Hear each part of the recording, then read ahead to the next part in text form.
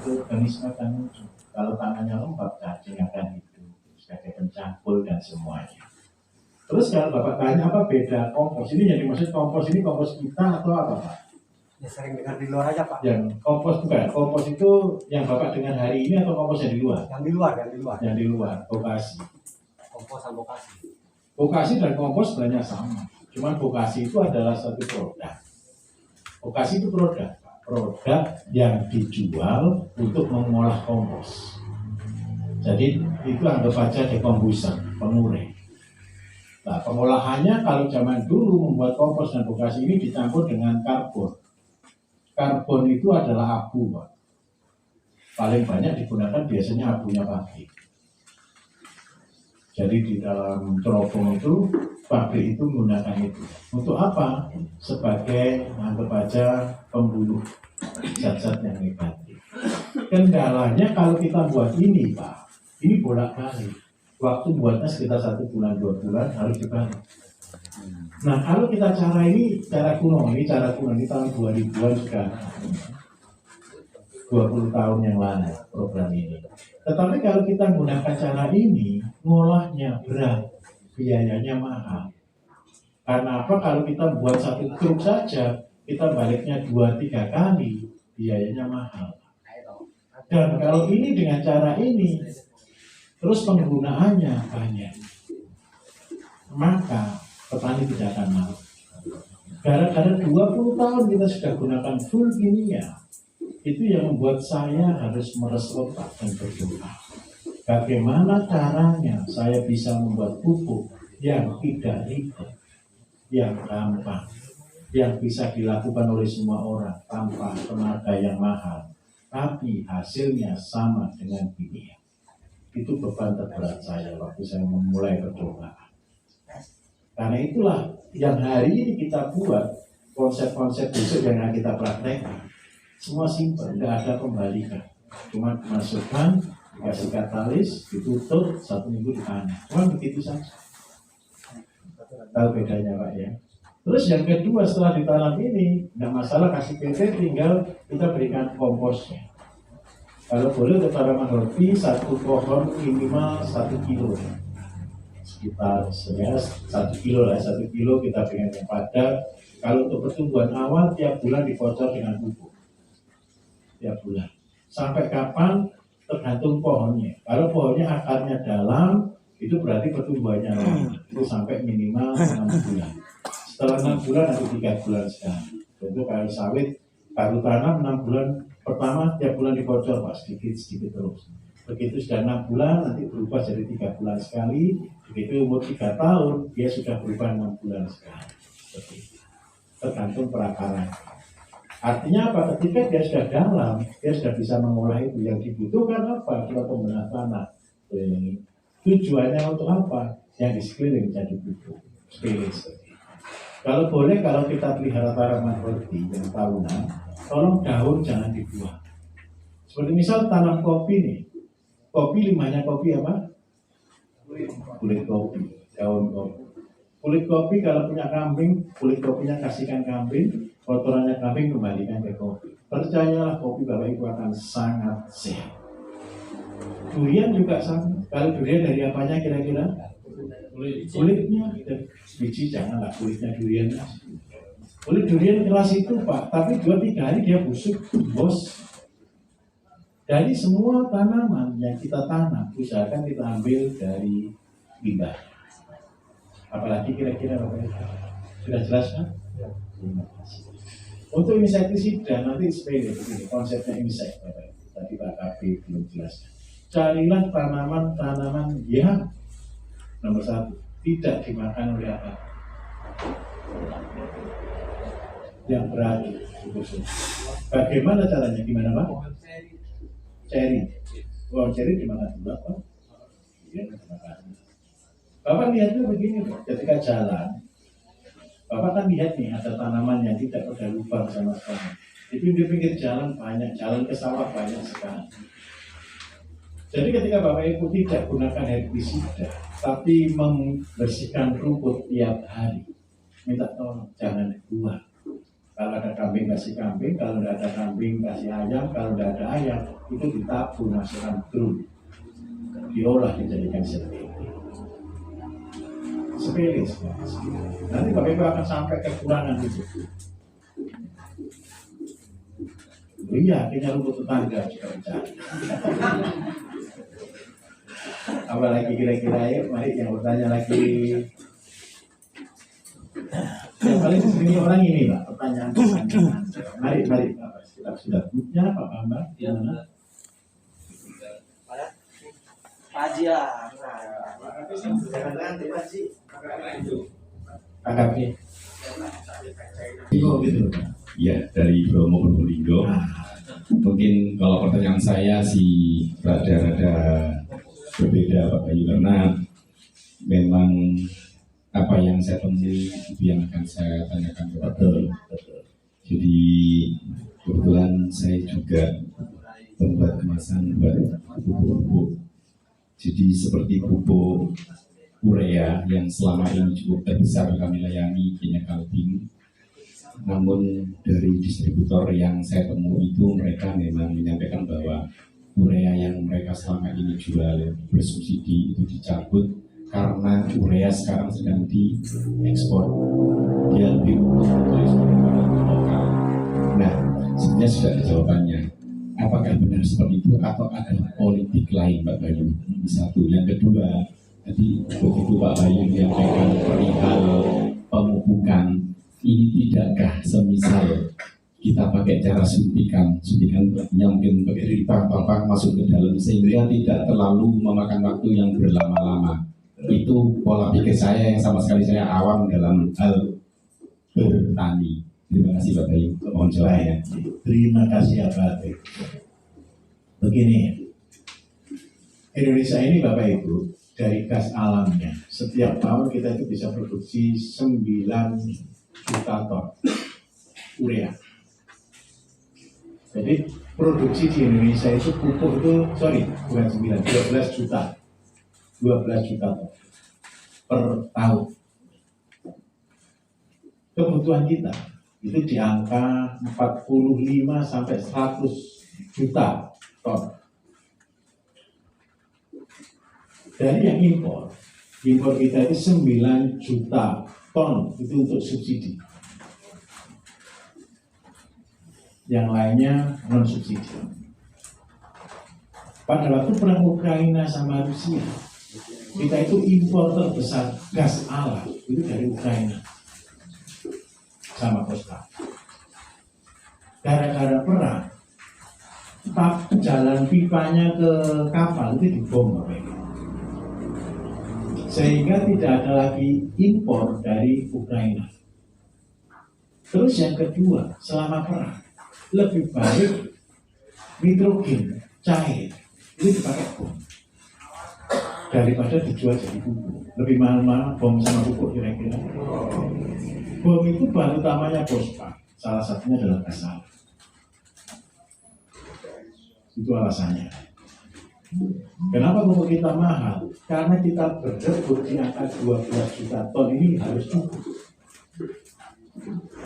Orang-orang membuat ciptaan nitrogen baru dari amonia H2SO. Jadi mereka buat pupuk-pupuk pengganti dari gas alam ini dari amonia. Tapi hasilnya tidak bisa maksimal. Justru meracuni. Yang terjadi. Jadi kalau Bapak tanya, kira-kira ke depan pupuk lebih banyak atau lebih sedikit, saya jawab lebih tidak ada. Kalau dulu yang perang Rusia sama Ukraina, sekarang Palestina sama Israel. Nah ini kan perdagangan senjata, ini kan berarti Ukraina sama Rusia ini lagi kehabisan uang nih. Karena itu dia buat perang baru untuk buat senjata dulu ke sana kan gitu. Katanya, tapi saya tidak tahu. Perkiraan seperti itu. Tapi kalau teman-teman di atas ceritanya ini, jadi kita kekurangan pupuk urea itu di angka 45 sampai 50 juta ton. Jadi bayangkan aja, berarti kita akan kehabisan pupuk. Dan ini kenyataannya. Terus yang kedua yang jadi problem Bapak Ibu, pupuknya sudah susah, alamnya tidak mendukung lagi. El Nino. Karena itu kita harus kreatif. Karena itu saya tekankan dengan konsep membangun pertanian kreatif tadi, dengan membuat konsep sawah palsu. Dan ini tahun depan insya Allah Bapak Ibu pelatihan-pelatihan kita akan membahas tentang teknologi pertanian, bertani modern, tapi dengan sawah palsu. Nah, seperti yang Pak Tim tanya yang kedua, apakah kita tidak lebih baik kita gunakan dengan tetes atau irigasi ke depan? Karena apa? Yang pertama, kalau air masih tetap susah, terpaksa kita gunakan irigasi. Nanti Bapak Ibu akan ada pelatihan-pelatihan yang dari pemerintah, yang konsep 1000 meter, tapi dengan teknologi canggih. Nyiram otomatis, semua otomatis, cuma panen dan tanam manual. Jadi dengan apa? Ya dengan pipanisasi. Seperti itu. Ada lagi yang mau bertanya? Nah, jadi kalau di dalam pertanian itu ada 3 pilar. Yang pertama adalah benih, yang kedua adalah manajemen, dan yang ketiga adalah pupuk. Ini ada 3 pilar wajib di dalam pertanian. Benih itu menjadi salah satu yang utama. Bagaimana cara tanam benih? Sepele. Bagaimana cara membuat benih? Sepele. Kenapa saya buat kemandirian Bapak Ibu? Kalau boleh, tanamlah sesuatu yang bisa buat benih sendiri. Kalau seandainya dalam sayur harian, seperti misal, Bapak Ibu ini tanam nih 1 bedeng bayam. Ada nggak bayam yang tumbuhnya paling cepat? Ada? Kasih tiang, celup. Seandainya tumbuh di sini Pak, nggak usah banyak-banyak, kalau 1 bedeng beri 1 aja tanam. Setelah dia besar, ini kan sudah tumbuh sendiri. Setelah dia besar, yang lainnya tolong dikasih tancapan, yang lainnya dipanen, tapi ini jangan. Terus tolong kasih kerudung, supaya tidak ada perkawinan sini. Kerudungnya bisa pakai palanet, bisa pakai kain, bisa, tapi yang berudara supaya enggak. Ketika dia sudah menjadi biji, Bapak Ibu, tolong terikat dengan plastik, disumpuk. Nah, nanti biar kering sendiri, jadi tidak usah beli. Semuanya harus konsep seperti itu. Sawi juga sama, selada juga sama. Di tempat kita pun sama. Kalau itu kan lihat di sini ada tampah-tampah kecil-kecil, kayaknya itu adalah benih-benih yang kita dari selada. Jadi kita ini harus pelit, katanya pelit mangkal kaya. Pelitnya di mana? Benih harus buat benih. Saya kasih contoh Bapak Ibu, saya punya program ini untuk daerah-daerah kritis ya, untuk daerah-daerah yang setahun sekali hujan. Saya punya konsep dari jagung. Mungkin Bapak Ibu pernah lihat di YouTube ya, 1 kilo jagung itu bisa menguasai 1 daerah. Jadi konsep 1 kilo jagung itu kita harus main jagung dan pembibitan. Seperti misal, saya tanam jagung 1 kilo. Itu dengan saya pakai jagung lokal, saya pakai jagung Madura yang menghasilkan paling banyak 100 kilo. Kalau Bapak Ibu gunakan jagung hibrida itu 1 keluar 600 kilo. Tapi kendalanya saya tidak senang hibrida. Kenapa saya tidak senang hibrida? Belinya bibitnya mahal, betul atau tidak? Dan kita tergantung, itu tidak masuk dalam program integrated. Saya lebih senang jagung lokal yang walaupun hasilnya sedikit, tapi jarak tanam yang harus kita atur supaya kita sama dengan jagung hibrida. Bedanya di benih.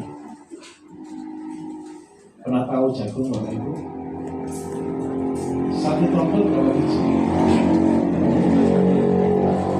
Berapa Mas? 1 tongkol berapa biji?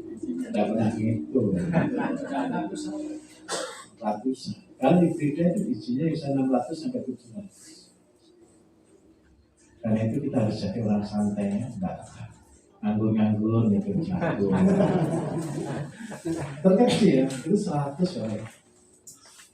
100 itu segini. Kecil sekali. Kalau hibrida masih segini. Orang lebih senang yang besar, padahal bohong. Saya katakan bohong begini. Bapak Ibu pernah tahu jagung hibrida enggak? Ya. Batangnya besar atau tidak? Tinggi atau tidak? Kalau tinggi bisa dibuat rapat tidak tanamnya? Tidak bisa, karena dia tinggi dan besar.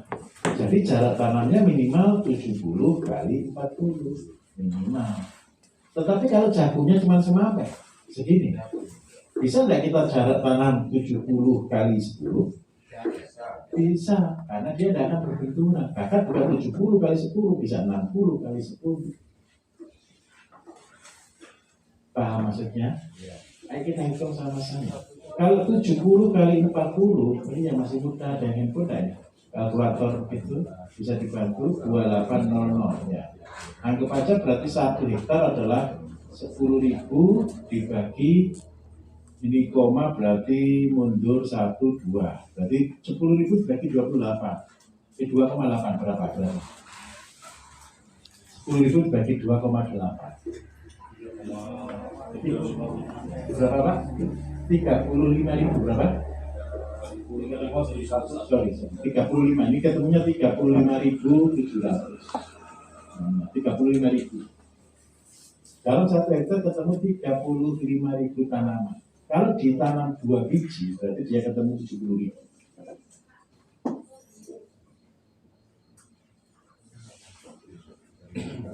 Berapa Pak?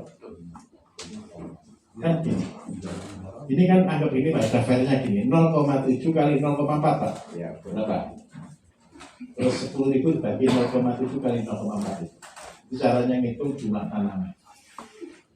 Rata-rata anggap aja 35 dan berarti ketemu 70.000 per hektar tanam. Kalau ini yang hidup 50%, berarti yang ini dikalikan dengan 1 kilo, itu isi 3 ton. Berarti ini anggap aja separuh mati, berarti tinggal 35.000, berarti potensinya ini dibagi 3. Ketemu berapa Pak? 35.000 dibagi 3, anggap aja 12 gitu ya. 12 ton. Ini maksimalnya 12 ton. Realnya di Indonesia cuma 8 ton. Realnya. Berarti anggap aja masuknya di 70%, 8 ton rata-rata. Jadi potensinya kalau pakai hibrida 8 sampai 12 ton. Jadi di Gorontalo ketika kita tanam jagung ini kita bisa rata-rata di 14 ton. Karena itu kita sebut Gorontalo provinsi jagung, itu gara-gara itu. Terus seandainya kita tanam biji lokal nih, 0,6 kali 0,1 berapa Pak? 0, berapa? 0,06 ya. 0,06 gitu. Sekarang 10.000 dibagi 0,06. Berapa? 160 Pak. 100.000 lah ya. 160.000 sudah. Ini bedanya di sini. Nah, kalau populasi ini produksinya 1 kilo isi 5 atau 7, berarti ini dibagi 7. Ketemu berapa? 15 ton. Berapa? 20, anggap aja 20 ton. Kali 0,7 lagi kita ketemu di angka 14 ton.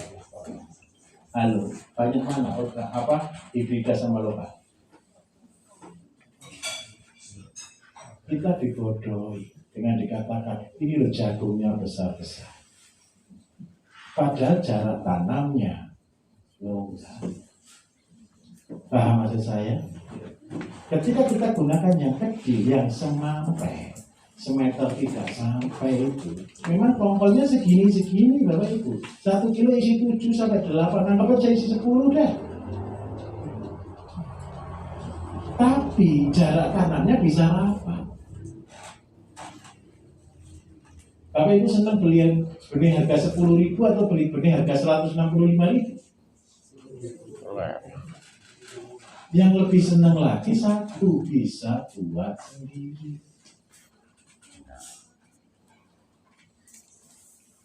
Paham maksud saya di sini?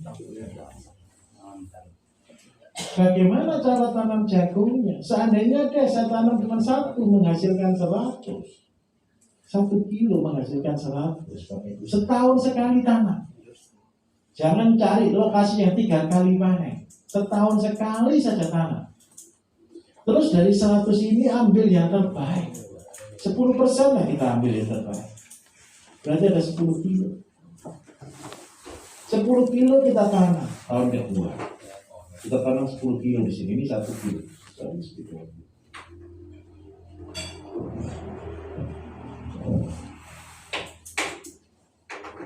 10 kilo kita tanam tahun kedua, menghasilkan 100 lagi. Ini ketemu sudah 1 ton. Kita ambil yang terbaik 10%, berarti ketemu 100. Tahun ketiga kita tanam 100 benih kali 100. Ini sama dengan 10 ton. Kita ambil lagi 10% terbaik untuk benih, kita ketemu 1 ton. Benih 1 ton Bapak Ibu nanamnya sudah hektar. Tahun keempat kita tanam 1 ton kali 100, ini ketemu 100 ton. Benih terbagus yang kita pilih di sini ada 10 ton. Tahun kelima kita tanam 10 ton benih. Ini Kalimantan akan berbahagia. Kita ketemu 100.000 ton. Lalu dari 1 kilo benih 5 tahun yang setahun panen sekali, kita bisa punya sekitar 1.000 ton. Saya mau tanya jujur, jagung yang besar sama jagung yang kecil bagus mana? Jagung yang kecil. Harganya lebih mahal mana di pasaran? Yang besar itu cuma 8.000, yang kecil bisa 10.000. Betul atau tidak? Kita sudah dibodohi ya bisa-bisa. Jangan takut, buat benih. Cara nyimpannya ketika sudah dapat dijemur kering, setelah itu tolong campur dengan bedak. Beli aja bedak di toko, bedak katal. Bedak katal tahu ya, terserah mereknya, pokoknya bedak untuk sana. Supaya apa? Tidak dimakan jamur.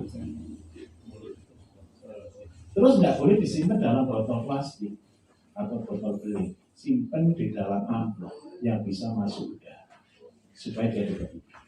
Itu caranya nyimpan benih. Mudah atau susah? Ada pertanyaan lagi? Terus yang kedua tadi selain benih apa tuh? Pepaya. Ini pepaya itu ada 3 macam Bapak Ibu.